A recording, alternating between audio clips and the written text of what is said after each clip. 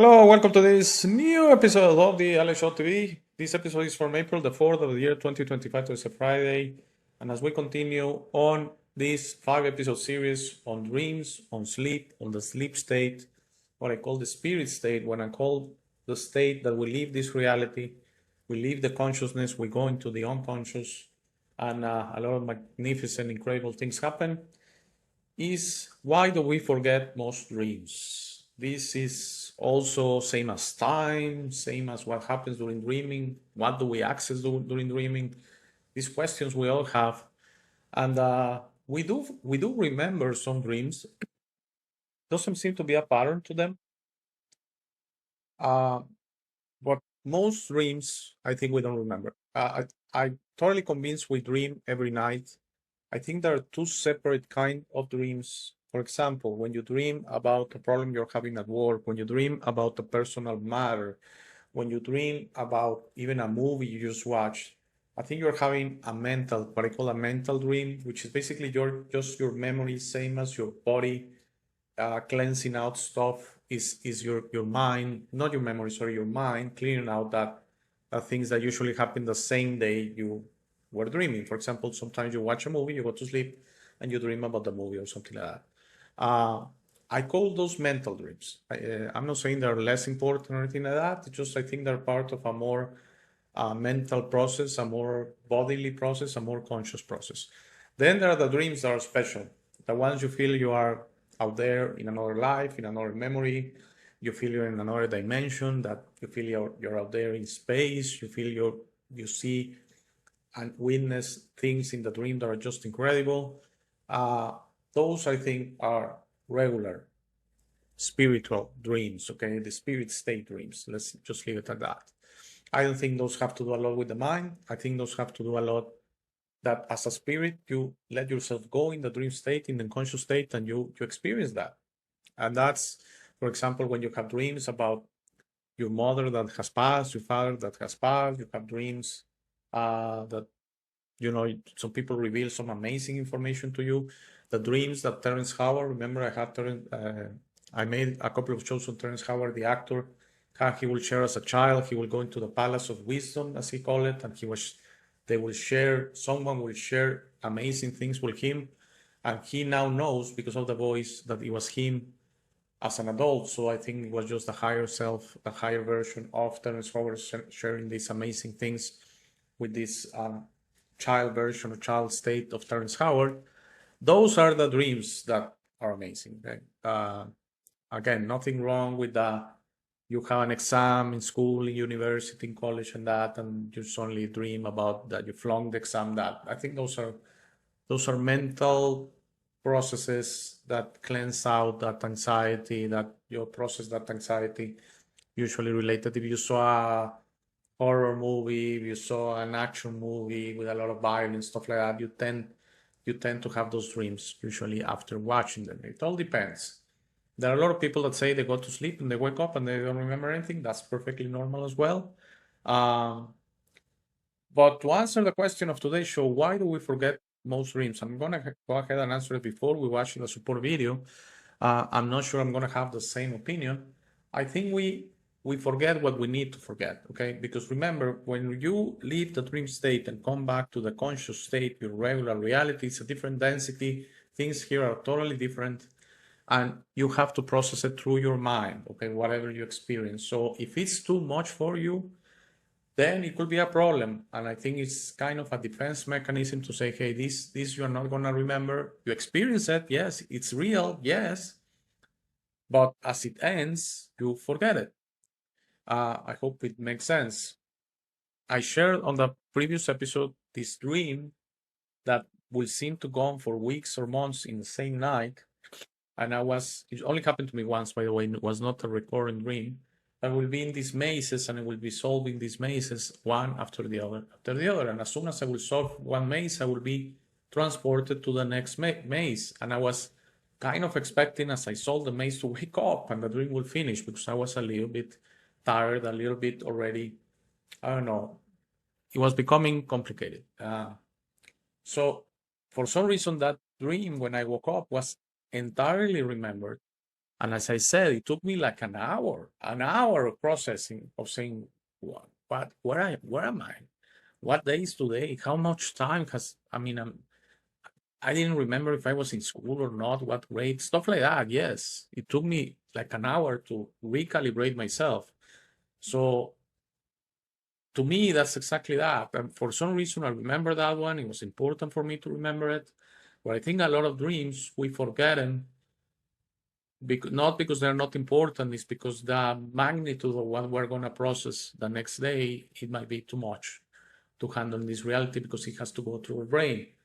That's the way this reality works. We create this reality in our minds, okay? So we just had a dream. It's impossible to say, I'm not going to rationalize it. I'm not gonna think about it. Yes, you are. And that's why your spirit is always protecting you. And I think that's the reason we forget most dreams, okay? So let's watch the support video together. I'm going to give you my final thoughts on this short Friday episode on why do we forget most dreams. You wake up from a dream feeling certain that it was so vivid, so profound, that you'll remember it forever, only to watch it slip away like mist within minutes. No matter how hard you try to hold on to the details, they seem to dissolve, leaving behind only fragments or a vague emotional imprint. But if dreams were truly meaningless, why would the brain go to such lengths to erase them so quickly? If they were simply random neural activity with no significance, it would make more sense for them to fade passively, not disappear with such efficiency. Some researchers believe this is because dreams serve a very different purpose than waking memories. Unlike real-life experiences, which the brain actively encodes and stores for future reference, dreams may function more like a processing system, meant to be experienced, sorted through, and then discarded rather than retained.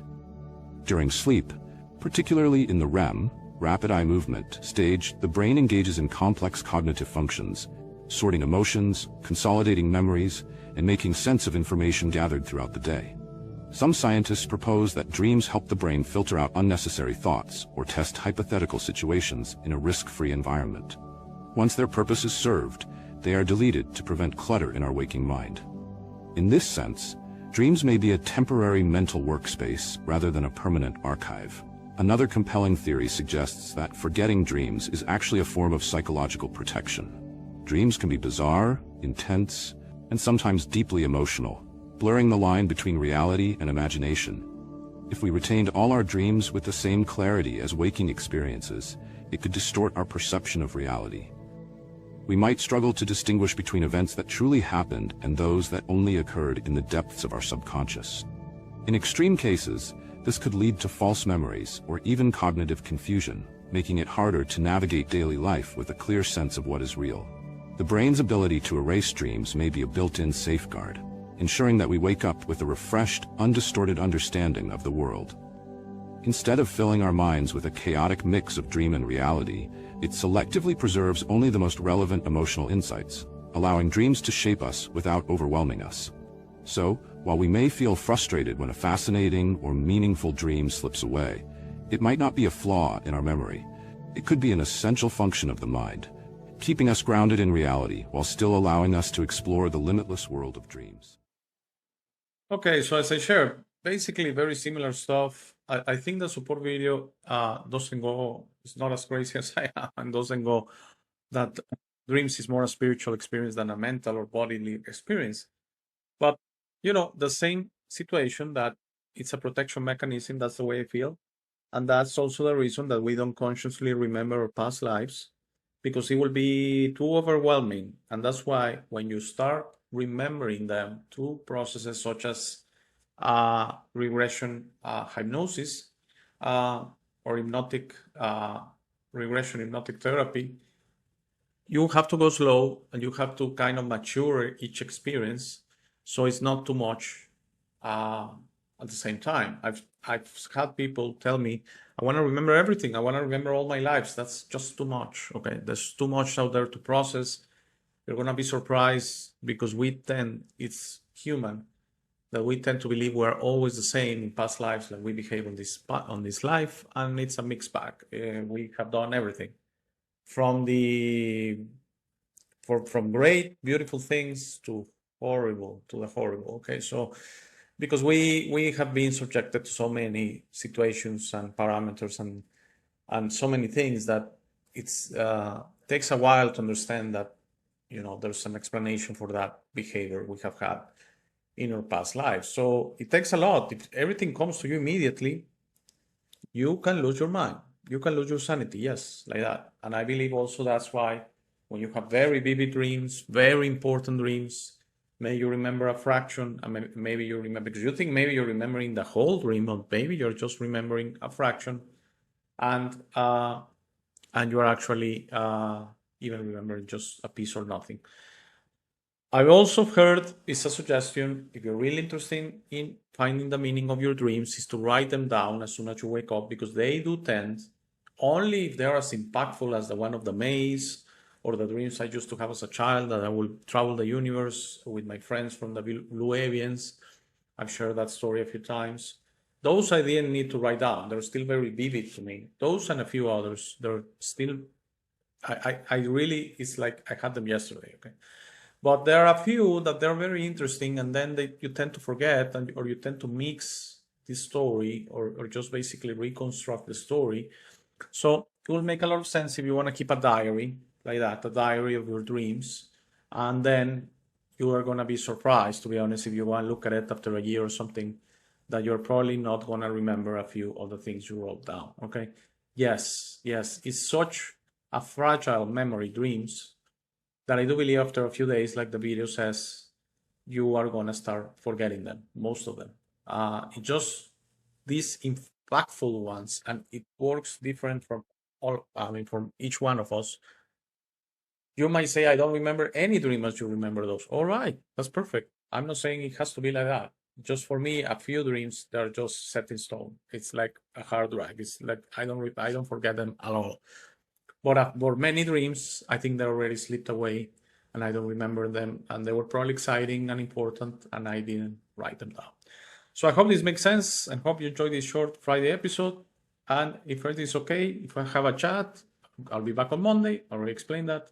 If not, for sure, I will see you here in a week with the final show on this 5-episode series on dreams. Very interesting one. I think, if I remember correctly, why do we die in dreams? And that it's another very interesting dynamic that happens when we are killed or die in dreams. All right, take care. Have a great weekend. Thank you for making it to this part of the video. This is my favorite part. This is where I suggest to you that you discover your true self. You are not what you have been groomed to believe. You are this incredible being without limits that has eternal life, amazing strength, infinite wisdom, and a big, beautiful heart. All your limits are always self-imposed. Your best version in this reality is inside you. Your only mission on this life is to become a beacon of love and to serve others. This version is ready to be discovered today. How do you discover your true self? The discovery process is a personal one. No one can do it for you. Dedicate 5 minutes a day to talk to the universe. Simply ask, who am I? Where do I come from? What is my purpose? You will start getting signs, breadcrumbs, and signals. You will notice how your notions about this reality start disappearing. No more hierarchies, no more competition, no more complaining, no more depending on others. Discovering your true self equals to real freedom. Your self-imposed limits will fall and you will be ready to understand this reality, but you must be patient to allow others to wake up at their time through their own free will. That will be really soon, you will see, and that will set up a new world. As you work towards your best version, you will notice how all emotions don't serve you anymore. Hate, fear, rage, pride, lust, envy, violence, justice, true violence, judgment of others, and other emotions will disappear from your mind and heart. You will understand those emotions serve only your egoic mind and are not you. Please try to be understanding of others that don't think or feel like you. Everyone has a process. No one is right or wrong. We're all just different. Don't be concerned about being right, ever. Don't allow pride preventing you from patching things up with family and friends. It is very important you enjoy this life with your loved ones. Put in the work to patch things up and leave it to others to decide. Thank you very much for watching. Please share, like, and subscribe. If you have any comments or suggestions, please use the comment section below. For private questions, conversations, and if you would like to appear on the show, please email me at hey@thealexshow.tv. Thank you again. Please don't forget to visit our website www.thealexshow.tv. By giving me your time, you honor me. Have a very, very, very nice day.